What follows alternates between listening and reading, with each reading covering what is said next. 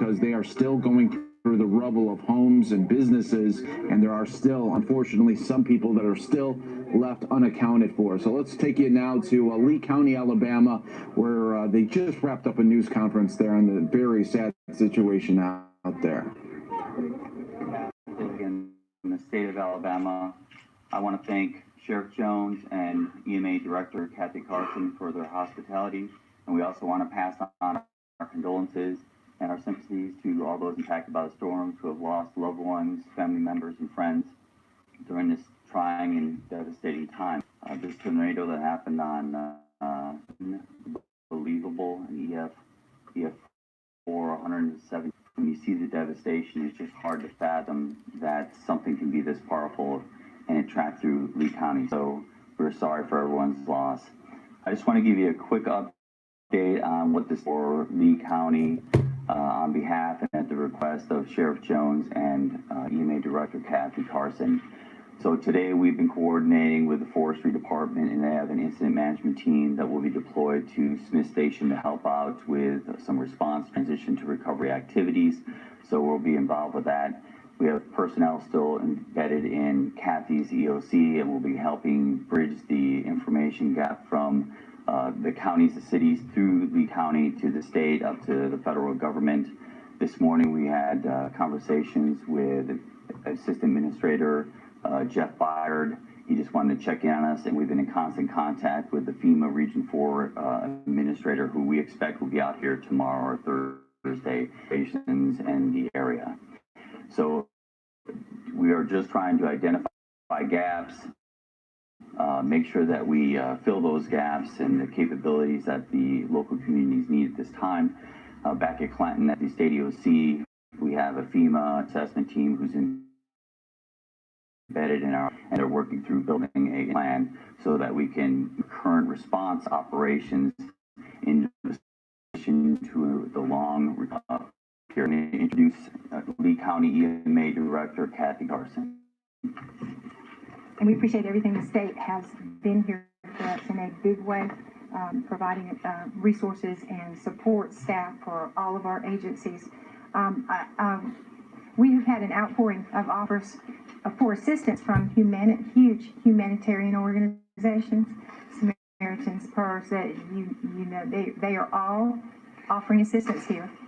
To form up with them to be able to get that assistance down to the grassroots where the people need it, and that is our next goal. We will be opening tomorrow in Smith Station, and you'll have to check back on our website for the exact location because I don't have authorization to release that yet. Tomorrow in Smith Station at 8 a.m.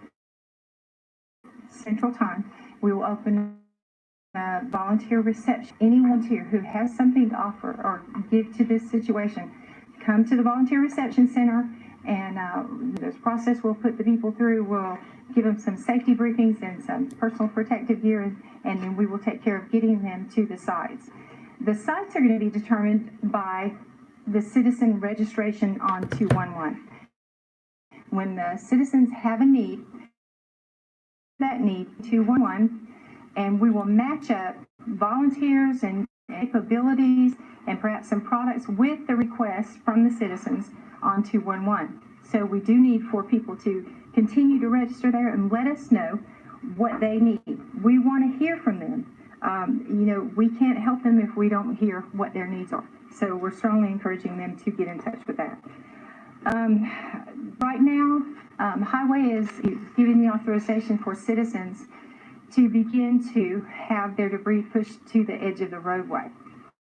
Picked up by Lee County, if it is pushed up to the county right-of-way. But we're asking them, please don't block your driveway. Don't put it in the gutters. Don't block any fire hydrants or anything of that nature. But they can begin to push that debris so they can begin the cleaning process in many situations, okay? We're also going to be registering resources that will be available to the citizens to do that. If they have a need for that, we need to register it with 211. As far as our volunteers go, if you are an unaffiliated volunteer, we want you to report to the VRC, the Volunteer Reception Center. That's where we're going to handle that. And by unaffiliated, I mean no one in public safety or something of that nature. You're a citizen that wants help. Please come to the site incident station. Affiliated volunteers, both inside Alabama and outside of Alabama, we would like for them to call the EMA and register themselves. If they're an individual that is coming, if their agency wants to come, they can register that agency through the 211 system.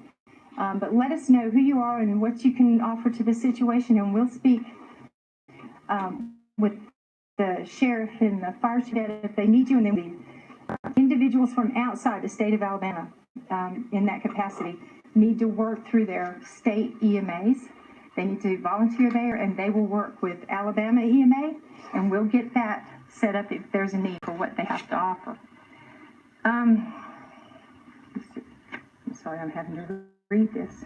Oh, we need, when they push the debris to the roadside, it needs to be separated. Maybe trees and if you have been impacted by the tornadoes on Sunday, March 3rd, have needs that have been met. We want to reiterate that